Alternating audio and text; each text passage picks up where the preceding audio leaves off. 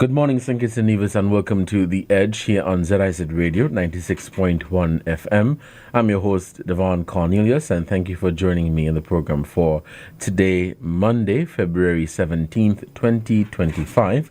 It is 4 minutes past the 11 o'clock hour, and thank you so much for joining me again here today. This conversation is being carried live via our social media platforms. Check us out on our YouTube page, ZIZ Online, and via Facebook at ZIZ Broadcasting Corporation. When we open the phone lines, you may call us at 662-8674. That is 662-8674. Call us and lend your voice to the conversation at hand for today. Let me greet those of you who are listening from other parts of the world, from across the Caribbean region, and thank you so much for tuning in. I hope you had a wonderful week. Let me also use this opportunity to extend birthday greetings to those of you who are celebrating today or during the course of the week, and to also express condolences or extend condolences to those of you who are mourning the loss of a loved one. You're listening to The Edge, and once more, thank you so much for joining. I expect to be speaking today with the Permanent Secretary in the Ministry of Agriculture, Miguel Fleming, as it relates to future plans for the Ministry of Agriculture, things related to agriculture itself, marine resources and fisheries, new initiatives, and the current state of food security in St. Kitts and Nevis, as well as the 25 by 2025 agenda. In other words, all things agriculture, and he is expected to join us shortly. But in the meantime, I'd just like to share some reminders or updates with you. So the Budget Boost Wallet Initiative, it is still ongoing. Remember, it is a 6-month initiative where people earning $5,000 or less are eligible, as long as you reside in St. Kitts and Nevis, are eligible to receive $250 per month. And so you are encouraged to sign up for that initiative as long as you meet the requirements. You can reach out to the community centers in your area for additional assistance. The numbers to call are 467-1370 or 662-5993. You call those numbers to get assistance with the program. So don't, if you're not sure about what the requirements are, you ask a question. But off the top of my head, the requirements are pretty simple. You must be residing in St. Kitts and Nevis, made a contribution at least from January 2024 up until now. You must be making $5,000 or less per month. And of course, with regards to your Social Security contributions, they must be up to date. And as long as they receive that information, they're going to evaluate your application, and they will let you know if you have been approved. It is now 8 minutes past the 8 o'clock hour. We'll take a break, and when we come back, we'll continue our conversation here on The Edge. Stay with us.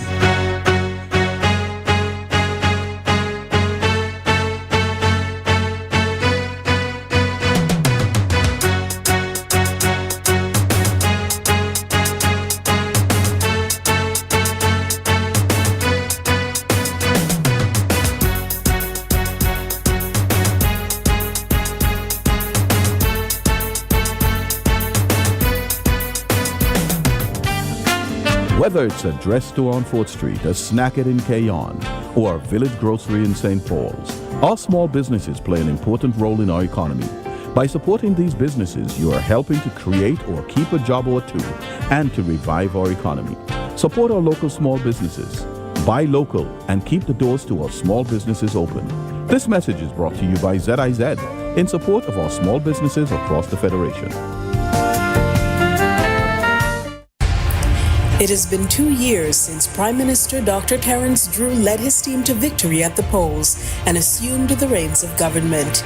He and his team came to office on the promise of restoring our nation to its glory days, when good governance assured every citizen and resident was guaranteed economic stability and employment, quality health care and education, modern housing, and visionary social protections.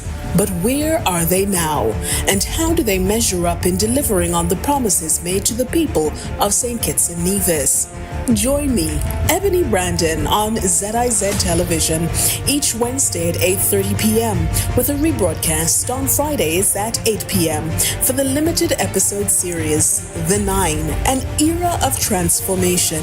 As together we explore how the Dr. Terence Drew-led government has followed through on their commitment to transforming the nation into the world's first sustainable island state.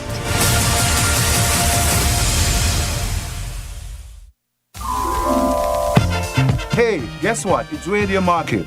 Call in and sell your merchandise. You can negotiate and negotiate, give away and trade. We on radio, internet, and TV. Like us, share us, and subscribe to ZIZonline.com. And remember, we don't sell nothing over $5,000. Join us every Saturday morning at 10 o'clock right here on ZIZ Radio. Call 465-6120, 465-1903, 662-8674, or 718-577-2916. ZIZ Radio, giving back to the people. The views and opinions expressed by participants and callers during this program are solely their own and do not necessarily reflect the views, opinions, or policies of ZIZ Broadcasting Corporation, its management, or sponsors. The station accepts no responsibility for statements made.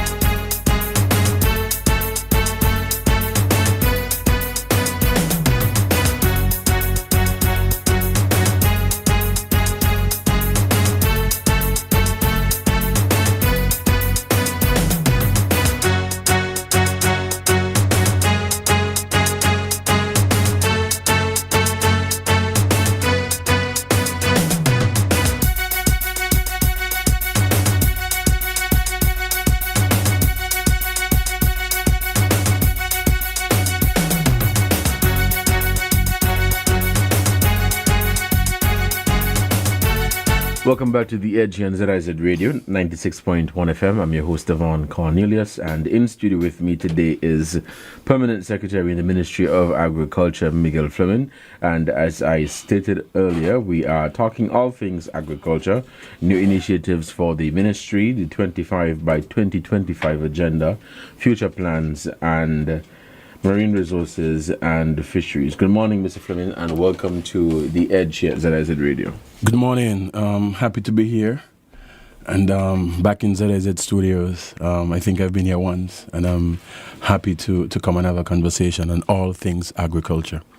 Awesome. So let's get right into our conversation for today, beginning firstly with an update as it relates to the current state of food security in St. Kitts and Nevis, and how is the ministry addressing the challenges that we face? Right. We have a high dependency on food imports. And, as you mentioned earlier in your opening, I think St. Kitts and Nevis buying in and being a part of the 25 by 25 agenda is a major part of us, looking at the dependency on food imports, right? So that is really the current state. We focus. I mean, there's a high dependency on food imports, and our focus right now is our 25 by 25 agenda initiative to reduce that dependency. Mm-hmm. So, seeing that our food import bill is high, yes, and focusing on the 25 by 25 agenda, we're already in 2025. Looking at the needle, what are you seeing? And tell us about the progress and how soon are we to get there? Right, I like that. So there are a number of things, right? The truth is, we heard about the 25 by 25 agenda in August of 2022, right? We did an analysis, look at what we needed to do in order to make a significant contribution to the region's food import reduction. And so after that analysis was done, we recognized that there were a number of challenges, monkeys, water, and those type of things. So we invested heavily in the sector, and we were able to procure a number of different materials to assist the farmers with that, such as, their fencing, ground cover, water tanks and those type of stuff, irrigation supplies. And so we started our distribution, I think around the second quarter in 2024. And we have seen some implementation. We have seen farmers who weren't able to produce at all, being able to produce. When we look at the 25 by 25 agenda and we talk about the needle, a major contributor to our food imports, even locally in terms of what we could do, right, would have been poultry, right, chicken. For some reason we'll have a lot of chicken, right? So $20 million worth of imports. When we did our initial analysis, we were really depending on the poultry slaughtering facility that would have been constructed in Nevis. And for some reason it didn't take off as yet. I don't know what is the timeline and those type of things. We weren't able to get that done. But we still decided, hey, we need to, continue the thrust to reducing our food imports. So we are focused heavily on the production side of things for crops, and some aspect of fisheries, increasing our catches, and also to look at the consistency of supply when it comes to beef, mutton, and those type of things, right? So we distributed a number of bananas and plantain and pineapples, and some of which we'll be able to harvest this year.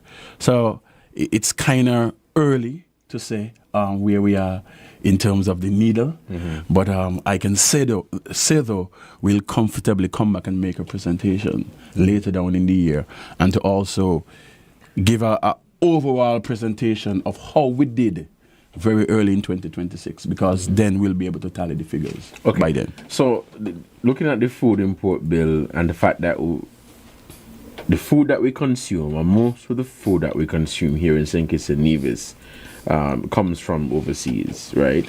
So let's also talk about food security and food that is actually good and healthy for us. What role does our farmers, or what role would our farmers play, or local agriculture play, in ensuring food security? Right. So there are a number of things that we can produce according to our climatic conditions, you know, and I can list a few: the watermelon, the sweet potatoes, the dashi, the yam, tomatoes, peppers, etc. Our biggest issue, if I must admit, is consistency. That's our biggest issue. And so a lot of times person would come to the ministry and said, you know, I want to get into farming. And then you ask them, what do you want to grow? And then they start to list 20 different things that they want to do on 2 acres of land, which we know that in itself would pose a number of challenges, right? So consistency is a major issue. But we also recognize one of our major challenges as it relates to food security is feral animals, right? Yeah. Wild pigs, donkeys in Nevis, monkeys, and so we have deployed a number of measures to reducing, you know, the incidences of feral damage, and we can see that they're working. So we're going to increase our efforts. It's very tough, and I've been around farmers, and I've been out to see for myself, you know, the work that we're doing as it relates to reducing these incidences, but also to see some of the damages and to hear from the farmers themselves. I've heard farmers say that, you know, just by some of the damages that they get from monkeys, that they want to just wrap up the whole agricultural thing, right? So the fencing, you know, we deploy the fencing and the poles and all those type of things, the solar energizer to keep up the monkeys.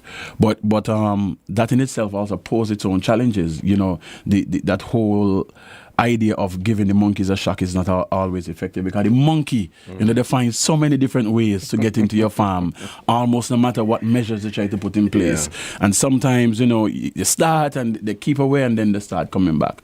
But I must admit, and I must say publicly, that we are employing some measures right now that are very effective, and I can comfortably say that later this year we'll see a huge reduction in the monkey population. Huge reduction. So we're in 2025, right? And when you look at different sectors, particularly in St. Kitts and Nevis, we realize that they are embracing technology, modern technology, and they're finding new ways in terms of innovation, in terms of carrying out their business. How does the Ministry of Agriculture intend to use modern technology and innovation to boost production? Right. So there'll be a number of things that we're going to introduce later this year as it relates to technology. We are looking at, utilization of drones for spraying, being able to control your greenhouse, some aspect of your farm from just your mobile phone, using a mobile app. Okay. Right. So, for example, in some greenhouse operation, you can have certain pieces of technology inside your greenhouse that will tell you the temperature, soil analysis and all those type of things. And you can see that from your phone. And even to go a step further, you can have it so automated that when things change, something turns on, right? So if it's too hot, the fans will turn on automatically to cool on the greenhouse. And there's some fertilization equipment as well that can inject fertilizer just to top back up, so that way your EC can remain stable and those type of things, right? Even as it relates to the pH, right? Okay. So all those things are important, but we are going to be introducing some of those technologies, and hopefully we get the farming community, to take them up and look at them as something that they can utilize in their farms. But one of the things we're also doing is, right now, as persons come and they apply for land, I always make sure that I discuss the challenges that we are having when it comes to open field production, such as the increase in temperature, the feral animals, water, and I always try to encourage them to go into greenhouse production, because it's much more manageable, right? You can develop your own microclimate, and it takes less water, and you can get better production and those type of things, less pest and disease issue and all those type of things. So that way, you can reduce the incidences of using pesticides, right? Because we want to make sure that the food that you're going into the supermarkets to purchase are much more healthier and safer. With regards to like greenhouses and so on, would you say that there are farmers who are a bit hesitant to pursue that, or they still believe in doing things the traditional way, the old time way? I think some of them look at the investment that is involved, right? And sometimes there's this notion that if you have more land, that you'll make more money.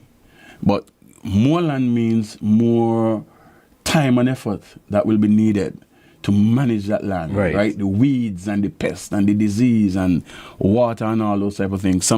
For example, you might clean this area today, and then by next week you're going over in that area. This other area needs cleaning again, and you could have more land, but again, you need to really select just a number of crops that you can grow well, and that would do well, that you're comfortable growing.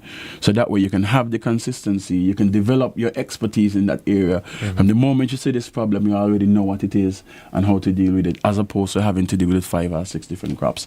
So hopefully, I know we'll see a shift after we issue our first set of greenhouses to the farming community. We had a bit of a setback, but I must say that we're on track, and I would love to take you down there so you can see how the greenhouses are coming. We have 20 more greenhouses that are coming in, I think, by the end of this month.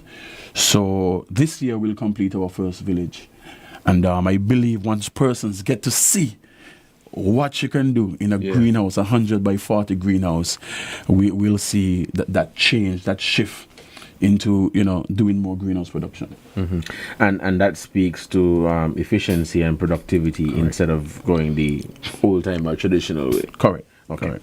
It's 11:25. We'll take a break, and when we come back, we'll continue the conversation here on The Edge. For those of you who are just tuning in, I have in studio with me Miguel Fleming, Permanent Secretary in the Ministry of Agriculture. Of course, you're talking all things agriculture.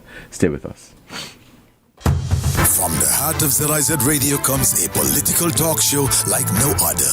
The Edge, with host Devonne Cornelius giving you his take on the biggest stories happening in governance today. Got something to say? Let's hear it. Give us a call at 869-465-2555, Monday to Friday from 11 a.m. to 12 noon. One solid hour of in-depth analysis of the machinery that makes our country tick. The Edge, cutting into the matters at hand. Get ready for Dominica's Carnival, the biggest and realest troupe. Ready for traditional mass. Ready for pageantry. Ready for fete after fete. Get ready for costumes and parades. And exhilarating bouillon music. Yes, baby. January 18th to March 4th. Immerse yourself in the spirit of the real mass. Immerse yourself in the spirit of Dominica's Carnival 2025. What did you mean earlier about climate change, Mom? Well, when I was your age, I remember beautiful coral reefs and healthy beaches. The summers weren't as hot as they are right now, and the rainy season meant that it only rained when it was supposed to. And then what happened? The weather just started to change, and storms got worse. Coral reefs started to die because the ocean was getting too warm, and crops started to die because there was not much rain. We realized as adults that we were doing something that was causing this. What were you all doing? Same thing we're doing now. Not using clean, renewable energy, chopping down too many trees, and even polluting the air with gases, such as the gases emitted from our cars when we drive around. We need to help before it's too late, Mom.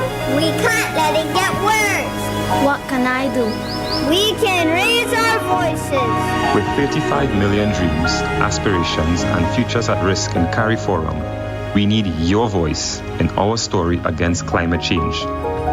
Acknowledge, commit, act. This message is brought to you by the Caribbean Community Climate Change Center under the Intra-ACP Global Climate Change Alliance Plus program and is funded by the European Union.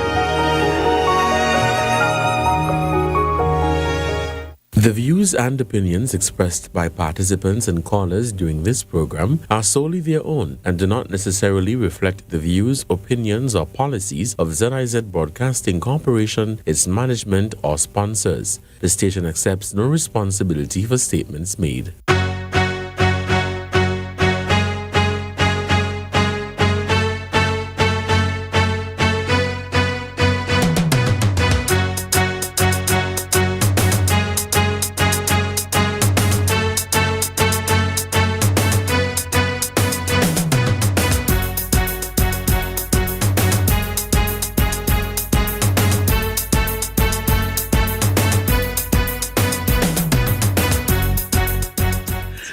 Welcome back to The Edge and ZIZ Radio 96.1 FM. I'm your host, Devonne Cornelius. In the studio with me is Miguel Fleming, and we're talking all things agriculture. So we were talking about the 25 by 2025 agenda, which simply is to reduce the food import bill, because we know we have a very high food import bill.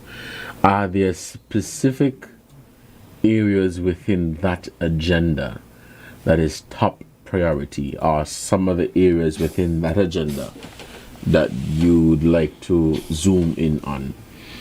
Yeah, crop production, we looked at it, right? And when if you look at the pie chart, we have fisheries, livestock, crops, and agro-processed goods. So we were looking at, when we look at flour, I think the last time when we did the average over, 5 to 10 years, I can't remember exactly, it was about 8-point-something million.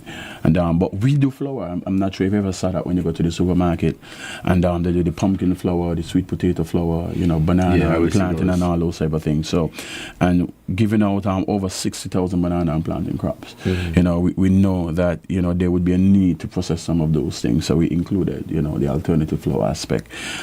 So those things that I mentioned are the priority, and but we are focusing heavily also on crop production, and it can be done, right? Just a few months ago, I think you would have heard, we had a lot of watermelon in the market, and I can comfortably say, and I must say that I'm happy with the relationship that we have with some of the supermarkets. Okay. And they totally stopped their imports, and they were buying directly from our marketing unit. And that was happening for a number of weeks. So sometimes persons would say that then we need to be able to penetrate the local market more. And when we sit and we have the conversation with the retailers, it's not an issue of that they don't want to buy. They want consistency. And I think as long as we're able to do that, we can see that happening. Right? But those are the areas: crops, livestock, fisheries. And I know a lot of times when we come, we always talk about the crops and the livestock side, but we don't touch a lot on fisheries. But when we look at our imports as it relates to fisheries, it was a lot of shrimp. Shrimp was the highest figure there, right? That we were importing. Okay. And because, we do a lot of snapper and lobster and all those type of things. But there was still a need to increase our catches so that way we could have kind of zeroed out our imports. So where are we with that in terms of the catches for shrimp? Right, for the shrimp, we don't catch them in our local waters, right? So we were working on a private entity who would have came in and do some form of shrimp aquaculture. So we're still ironing out the kinks as it relates to that. But I must say that we have deployed fads, and we're going to deploy more fads. And, fishers, always impress upon us to deploy fads, because they see the benefits that when they go and fish at these fads, that they increase their catches. So that is something that we're going to continue to do. Our response as it relates to the fishers has been much easier compared to crops and livestock, because the factors surrounding that are much more difficult. Much more difficult. So you mentioned earlier that, and you're so correct, that we tend to focus a lot on agriculture, and we sometimes tend to forget fisheries, marine resources. So I want to shift the focus to that before we open the phone lines, addressing the sustainable use and management of marine resources and fisheries in St. Kitts and Nevis. What initiatives are in place to ensure the protection and conservation of our fisheries for future generations? Right, public awareness, and we also work closely with the Ministry of Environment and climate action. And we now have a fisheries law enforcement officer by the name of Sherwin Julius. He's very serious about his work. And we can see a shift that is already happening, because it is one thing as it relates to safety at sea. But we also want to make sure that we don't have fishers catching the undersized species and all those type of things, bringing them back in, and then they're not able to grow to a suitable size and multiply and all those type of things. So we're looking at that. Overfishing has always been a concern, and so we're looking at how we can work with the fishers to also give them alternative sources of income on sea, so that they don't overfish. Okay. You see, because that is very important as well. But public awareness and the fisheries law enforcement officer working with the fishers to ensure that they protect our marine environment. And tell us about some of the challenges that you see in the fisheries sector, and how do you intend to address these challenges, or how are these challenges being addressed? Habits, right? You know, if for a number of years you're doing something over and over, nobody ever come and tell you, hey, you need to look out for this, stop that, you'll find that there might be a little pushback. But in the recent meeting that I had with the fisheries law enforcement officer, he has admitted that persons are adhering and changing their mindset, and I think that is very important. You know, so there are no major challenges. You would have the one or to push back, but I think as long as they continue to educate and get them to understand the reason for certain things, because sometimes people don't have a problem changing, you know, but you need to explain to them and educate them as to why you're doing certain things. Right. And as you said earlier, public awareness. Are there any plans to enhance local fish farming? And I think you mentioned earlier aquaculture practices in St. Kitts and Nevis. What support or what direct support is being given to that area? And if so, what is the response like thus far? We did a project with the FAO, and we gave out a number of equipment to work with our interested persons in aquaculture development. The uptake is quite slow, right? You have persons like Stuart Laplace, you know, we had the one over Connery with the dock, and we have a number of other persons, Sarah and some others who were interested, but we still need to build out that industry, and a very important part of building out that industry would be an aquatic disease diagnostic lab, because you can get everybody involved, give them the tanks and all those type of things, the pump, but when you start having diseases in your tanks and all this thing, how do you deal with that? And that will be very important to the sustainability of any aquaculture activities that you'd want to undertake. If you can't give them a diagnosis and a treatment at a very quick time, they can lose their whole operation in a few hours. And you're talking a couple $100,000. Yeah, so we need to make sure that when we're looking at the development, that we have the lab as well to support the diagnostic operations. So, but we're working on it. We are partnering with FAO to boost our aquaculture activities. But at the same time, we are making sure that on our end locally, that we have the lab capabilities as well. Awesome. It's 11:37. We'll take a break, and when we come back, we'll open the phone lines. Please call us at 662-8674. That is 662-8674. Stay tuned. But Jeff, you leaving already, boss? You sure you could drive after them drinks? Yeah, I could handle it, yeah. And if you're far from here, I'm gonna take me time.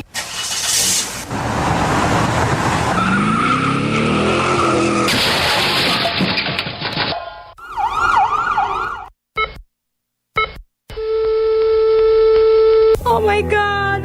Jeff, you're gone! I told you not to drink and drive! The problem with drinking and driving is the morning after. Drink responsibly. This message was brought to you by the St. Kitts Nevis National Council on Drug Abuse Prevention in collaboration with SKNIS. Get ready to ignite your Tuesday nights with a show that's as educational as it is entertaining. Welcome to Pleasure Pulse, your weekly guide to the world of sex education. Join Roma every Tuesday night from 8 to 9 p.m. exclusively on ZIZ Radio 96.1 FM. It's the perfect way to spice up your midweek routine and get answers to all your burning questions. Whether you're looking for relationship advice or curious about the art of intimacy, Roma's got you covered. Pleasure Pulse, every Tuesday night from 8 to 9 p.m. only on ZIZ Radio 96.1 FM. Don't miss out. Your sex education journey starts this Tuesday with Roma as your guide.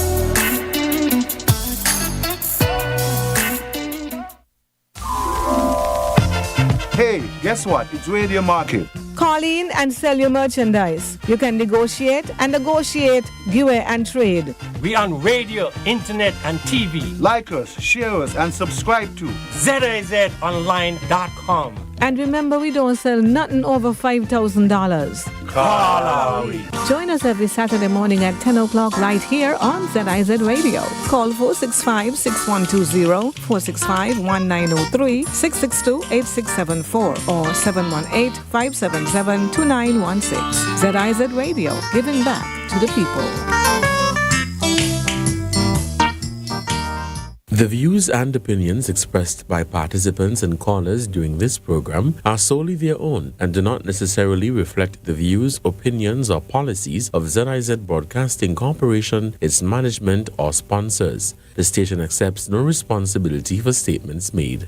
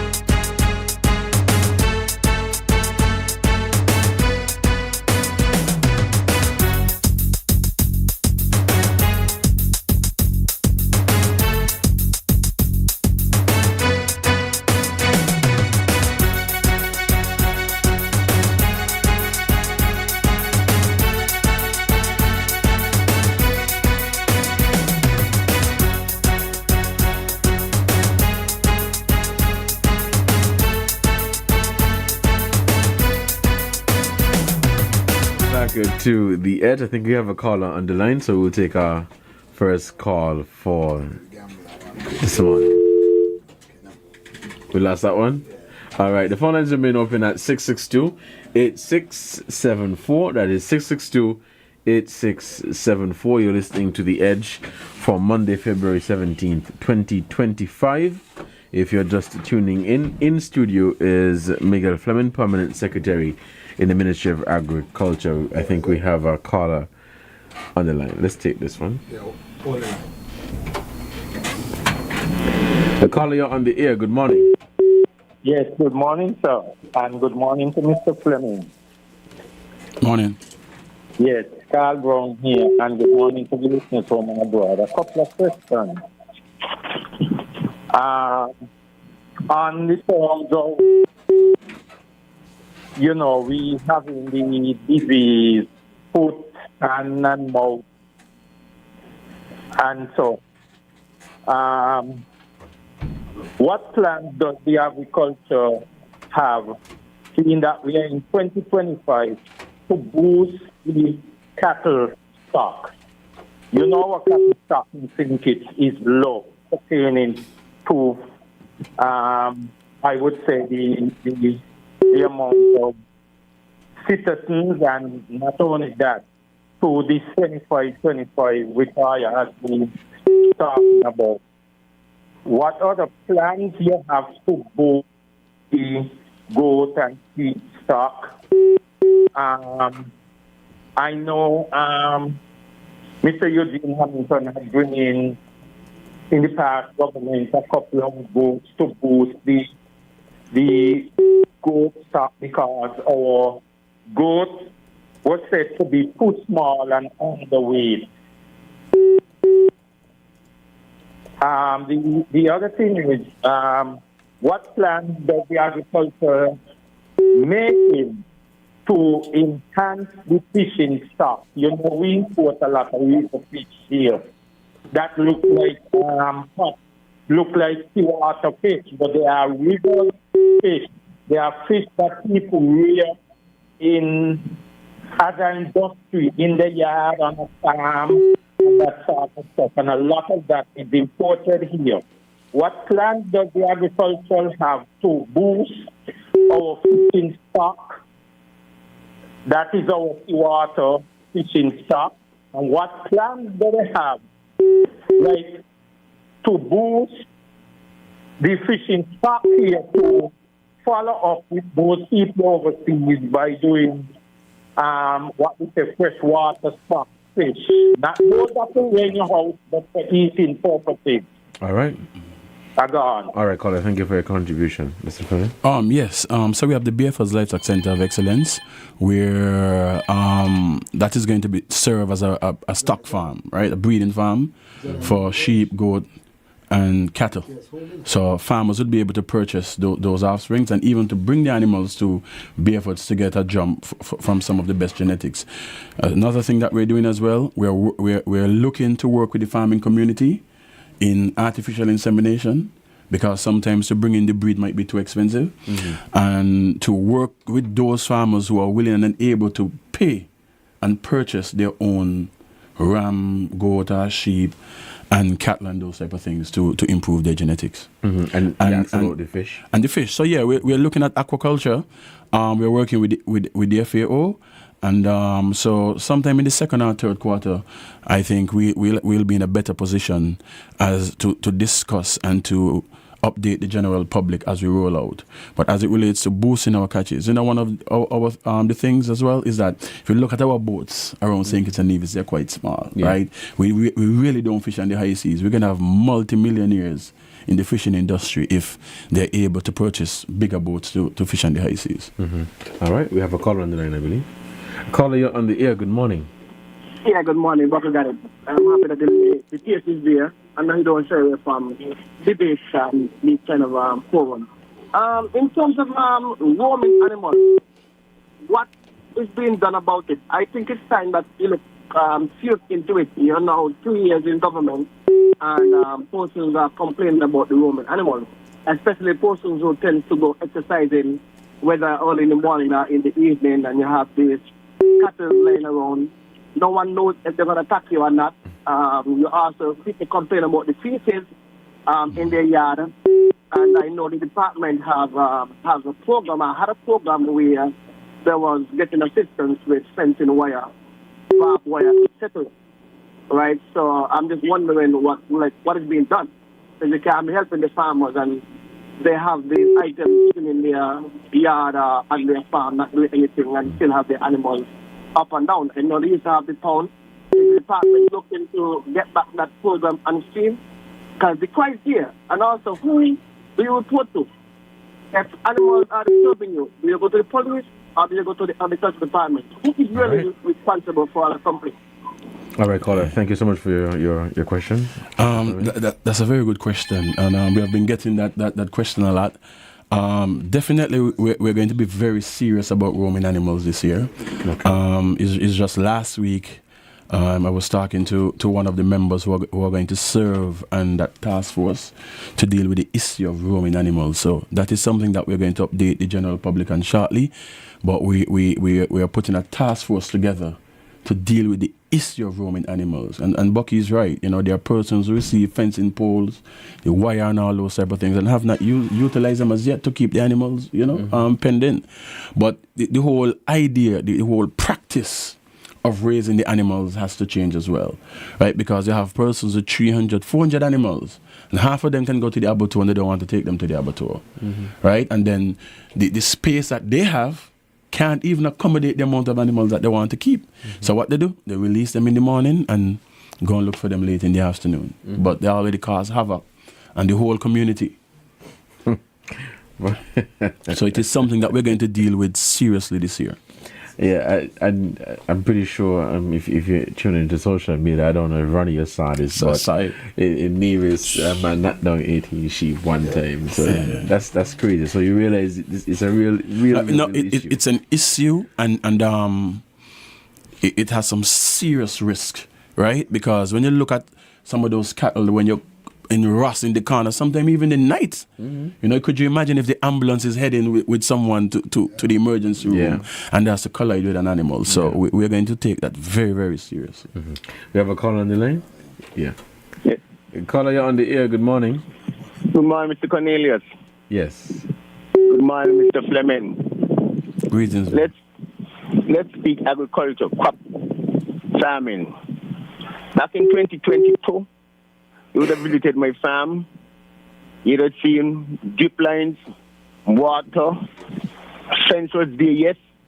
But the same animal that you are now speaking to, which was cattle, broke down my farm. Fence. But until today, it's no solution for me. It's 3 nurseries of seasoning pepper seedlings I had was to sell. I can't transplant nothing on my farm. I think go like the golden rule. Do unto others as you have them do unto you. You would not have liked if I was doing this to you, what you and the Minister of Agriculture is doing to me.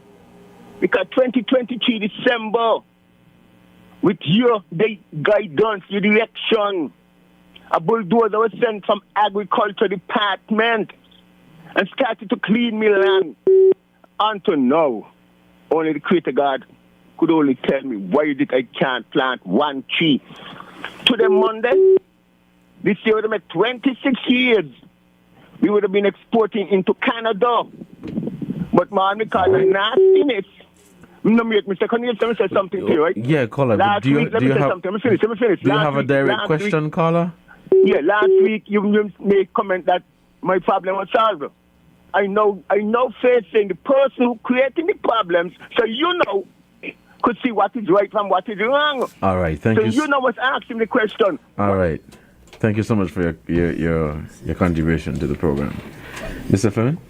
No, I don't have a response. I think all my efforts with Cashroy Tweed has been exhausted. All right. You're listening to The Edge here on ZIZ Radio, 96.1 FM. The phone lines remain open and we're taking your calls. 662-8674. Hello, caller. You're on the air. Good morning, then. Yes, caller. Good morning. You're on the air. Good morning, my good friend, P.S. Greetings. We want to know what you have in store in the department concerning nationals and residents who do fishing. Go out in the deep and bringing in all the young fish them. And we're going to tolerate it, Especially the Santos them. And they come down by the market with these small fish every Saturday. And lobster. We is not going to tolerate that. And Miguel, we asking you want to police this thing. I hear them using a man just be on the Coast Guard. But I do some investigating and here the fellow is a very serious guy. He don't like to see these things, just like me. This country have laws, Miguel. And we got to work by the laws. If you take the Coast Guard to go out there and see the search, and once this man throw them back in the water. We're not going to tolerate that. I don't tolerate anybody to mash up zinc. It is we. Have a good morning. All right, caller, thank you so much for your contribution. No, I must agree with him, and it is concerning. And as I mentioned earlier, the Fisheries Law Enforcement Officer is very serious, and so as long as we see it, we are going to deal with it, and we're going to continue, to engage as well with the fishers, to let them know what are the consequences, so that they won't be caught by surprise. That, as long as they bring in these fish that are, undersized and those type of things, that we're going to be taking it very, very serious. Mm-hmm. You're listening to the Edge and ZIZ Radio, 96.1 FM. Let's head back to the phone lines. Caller, you're on the air. Good morning. Good morning, gentlemen. Just a quick question. What assistance would be given to farmers to protect their greenhouses against adverse hurricane conditions? I'll listen up here. All right, caller, thank you for your question, Mr. Fleming. Yeah, that's a very good question because, we have some serious hurricanes from time to time that can really devastate the greenhouses. And so what we recognize in the past, persons who received greenhouses that got damaged, they were not in a position to repair them. Mm-hmm. So when we decided to do the greenhouse villages, that is part of our whole plan, right? Once we know we're getting a hurricane or any storm at a certain strength, we're going to remove the roofing structure and certain aspect of the greenhouse so the wind can pass through. So it does not damage the plastic and the netting and all those type of things. And then after that, we're going to put them back up, right? Another thing that we're looking at is another type of structure. We call it a net structure, which is much more easier to deal with. We know we're having some strong winds tomorrow, or hurricane or whatever it is. We untie all the areas and we just remove the net. And then when the storm has passed, we put it back in place. So in terms of assistance, we don't have any direct assistance, but there were a number of farmers who got their greenhouses repaired under an FAO project, and there will be a number of farmers who will get their greenhouses repaired this year again under another FAO project. So awesome, thank you so much. It's 11:55 and you're listening to The Edge here on ZIZ Radio 96.1 FM. I'm Devonne Cornelius, your host, and if you're just tuning in studio with me today is Permanent Secretary in the Ministry of Agriculture, Fisheries and Marine Resources, Miguel Fleming, and we are talking all things relating to those ministries or the departments that fall under that ministry. We just have about 4 minutes left and we don't have any callers on the line, so Mr. Fleming, I'll allow you to give some closing comments as it relates to the ministry. Right. So I just want to touch on a number of things that is upcoming. And so St. Kitts and Nevis is set to host Caribbean Week of Agriculture this year from September the 29th to October the 3rd. And I think that is going to be exciting for us as we, have so many visitors coming to our shows to see, not just for the event, but also to see what we're doing in agriculture. The 24th of this month, at the Kuna Conference Center, we're going to be having our annual review and planning meeting where, we look at, the work that has been done in 2024 and some of our upcoming plans for 2025. I think the future is bright for agriculture. We have some good initiatives that we're about to, implement shortly. And so one of which was on the books last year. We call it agricultural mechanization. We really want to mechanize the sector. It's really tough to see farmers having to harvest all those potatoes the traditional way, digging with a hoe, right? That back-breaking exercise and having to harvest all those carrots, on their hand, having to wash all those carrots. Those things are quite tedious. We are expanding our storage capacity to ensure that the farmers can produce more. so we can keep them longer, and we can also have that consistency of supply, so we'll be supporting the farming community in that area as well. I mean, there's a huge opportunity to really benefit from agriculture, but the key thing is consistency. Right. And but there are some challenges to consistency, but all of them don't affect every farmer around St. Kitts and Nevis, right? And we are saying the farmers who don't have those issues, we want them to really, focus on growing just a number of crops as opposed to trying to grow so many different crops at the same time, and we're definitely going to work closer with the females and the youth, because women in agriculture are very important. Women pay attention to detail. We have greater success with the women, and so we want to shed some light on them, from now and beyond, and to continue that thrust. But in general, there's so much dynamics to agriculture, and we're going to make sure that we do our part at the best of our ability. So when we look at even having chemicals and all those things in stock for the farming community, we are looking at diversifying our the persons that we buy from, because sometimes the turnaround time to get it from the company to St. Kitts and Nevis and having that budget in place as well is also very important. So we're looking at a lot of sustainable models to ensure that whatever it is that we do, that the farming community does not suffer, but thrive. Awesome. Thank you so much, Mr. Fleming. You've been listening to The Edge here on ZIZ Radio 96.1 FM. I've been your host, Devonne Cornelius, and joining me today was Permanent Secretary in the Ministry of Agriculture, Fisheries and Marine Resources, Miguel Fleming, to speak on updates and future plans for the ministry. Until next time, you guys stay safe. Enjoy the rest of your day. Don't drink and drive. Don't text and drive. Coming up at noon is our midday newscast. Stay with us.